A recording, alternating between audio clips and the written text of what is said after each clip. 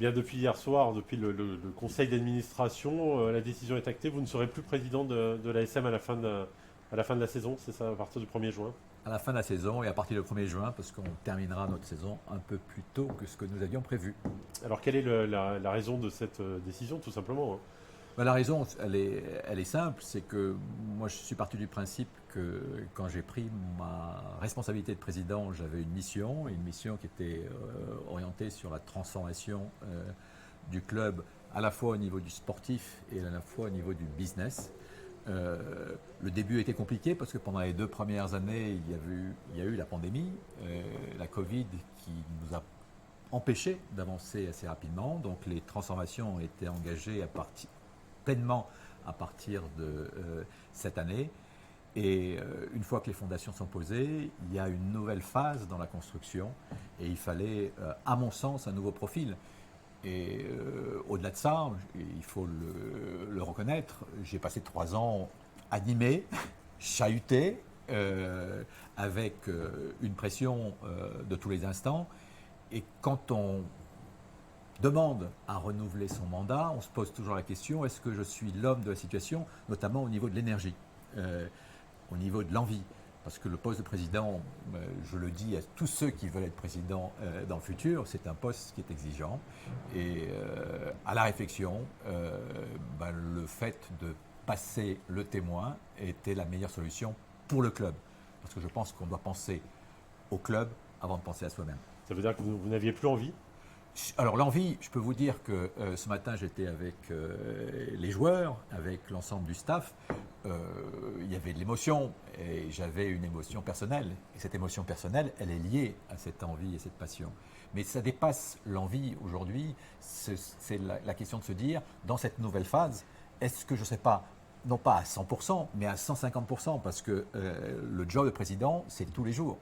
Et cette question-là, elle m'a travaillé au cours des derniers mois, mais de façon très claire, quand j'ai constitué l'équipe qui est maintenant en place, j'ai toujours eu en tête le fait de se dire je suis là pour une mission. Une fois que les fondations sont en place, pense bien, personnellement, à la suite. Est-ce que c'est toi ou est-ce que c'est un autre? Et ma conclusion, c'était qu'il fallait une nouvelle énergie. Bon, il y a eu la crise du Covid, bien sûr, mais il y a eu beaucoup de dossiers à gérer, hein. Le départ de Franck Azema, la fin de contrat de certains joueurs un peu compliqués à gérer aussi. Ouais. Je pense à Wesley Fofana, les dossiers La Penderie, bien sûr, peut-être Van Maïna. Ça fait beaucoup pour un président. C'est une période vraiment compliquée. Oui, mais vous savez, dans toutes ces périodes de vie d'un club, alors j'entends certains me dire, oui, tu as eu beaucoup à gérer, mais quand on est à la fin d'un cycle, il y a toujours des dossiers un peu plus compliqués que les autres à gérer. Et peut-être qu'au moment où j'ai pris la présidence, j'avais le profil de celui qui devait gérer cette transition et gérer tous ces dossiers avant et pour préparer ce nouveau cycle. Donc oui, on a eu pas mal de dossiers, on en a encore quelques-uns sur la table, mais pour moi, ça fait partie aussi du métier de président. Je n'étais peut-être pas préparé à en prendre autant tout de suite, mais le sentiment que j'ai aujourd'hui, c'est le sentiment du devoir accompli, au moins dans cette phase de préparation. Vous lisez les commentaires, hein, des observateurs, beaucoup disent, Jean-Michel Guillon, il a dû faire le sale boulot là, depuis 3 ans. Oui, mais c'est pas le sale boulot, c'est le boulot d'un président de club à une période donnée de sa vie. Et c'est vrai que c'est pas le boulot qui va apporter le plus de satisfaction parce que il faut pas qu'on se casse les choses. Ma frustration aujourd'hui, c'est pas m'être retrouvé en phase finale dans un stade plein avec un stade qui tremble et des supporters joyeux. Mais quand on a le sentiment, et c'est le sentiment que j'ai aujourd'hui, qu'on a travaillé pour le club, qu'on a mis en place ces fondations, les fondations dont je parle, eh ben, qu'on soit dans la lumière demain ou en retrait comme je vais l'être dans quelques semaines, pour moi ça ne fait pas de différence. Il y aura ce sentiment du travail accompli. Le club ne sera pas qualifié les phases finales hein, Oui. dans le top 6. Est-ce que c'est pour vous un constat d'échec aussi Ben, au terme de ces 3 ans? d'une certaine façon, c'est toujours un constat d'échec et on ne peut pas le faire. Quand on prend la présidence d'un club, on veut gagner et on est là pour gagner. Euh, je savais, au-delà des différents éléments que vous avez cités, que la question du salary cap allait être aussi une question de fond, parce que on s'est retrouvé pendant 2 ans sans pouvoir recruter, comme l'ASM l'avait toujours fait, pour toutes les raisons que j'ai déjà expliquées. Et ça, c'était aussi une frustration, parce qu'on se sent à un moment donné menotté, et en se disant on ne peut pas aller plus loin. Moi, ce que je retiens aujourd'hui, c'est que au niveau du salarié cap, on est amené, et vous avez vu l'équipe qui se présente pour l'année prochaine, à retrouver un certain nombre de couleurs, à retrouver un pack qui sera, j'en suis sûr, conquérant. Donc c'est le point de départ d'une nouvelle aventure.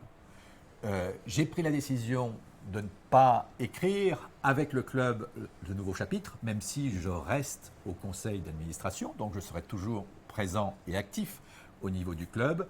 Je pense que c'est bien pour le club.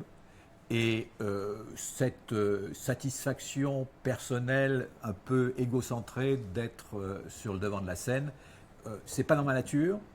Et je pense que d'autres sauront beaucoup mieux le faire que moi avec les moyens qu'ils auront à leur disposition. Est-ce qu'au terme de ces 3 ans, vous concédez quelques erreurs dans la stratégie de président? Je pense notamment à la communication quand vous avez affiché l'ambition de jouer le titre dès cette année, de décrocher une première étoile en 2025. Est-ce que vous n'avez pas été un peu pris par la machine médiatique? Oui, non, pris par la machine médiatique, on l'est toujours, mais c'est pas dans ces termes-là que ça se pose. C'était des erreurs pour vous? Non, pour moi, c'est pas une erreur et c'est un point important. Si vous avez un président qui vous dit au début de la saison, on va jouer le milieu de tableau, je ne sais pas qui va le suivre. On est dans un sport de passion, avec des supporters et avec des partenaires, il faut qu'on affiche une ambition. Alors certains m'ont dit, c'est pour ça peut-être que n'ayant pas atteint les ambitions sportives que vous avez affichées, vous partez aujourd'hui. Et je leur dis non. Parce que oui, j'ai eu le sentiment de prendre un certain nombre de risques pour le club, mais le travail d'un président, la marque d'un président, elle ne se marque pas et elle ne s'illustre pas après 3 ans, dont 2 de pandémie, de présidence. Ce qui marque le travail d'un président, ce sont les résultats sur le moyen ou long terme. Et c'est dans cette perspective-là que je me suis toujours inscrit. Donc certains peuvent penser qu'il a fait une erreur, il a communiqué de façon trop ambitieuse ou trop agressive. Moi, je pars du principe que si le président n'affiche pas ses ambitions, il n'est pas en mesure, derrière, de demander des comptes à l'ensemble de son organisation. Et entre nous, c'est ce que j'ai fait avec un certain nombre de personnes au cours de cette saison. Donc, j'ai pris mes responsabilités. Et pour mesurer mon travail, on se retrouvera peut-être dans quelques temps. Je serai dans les tribunes en tant qu'abonné et je savourerai le moment en me disant que j'aurai apporté peut-être ma pierre à l'édifice.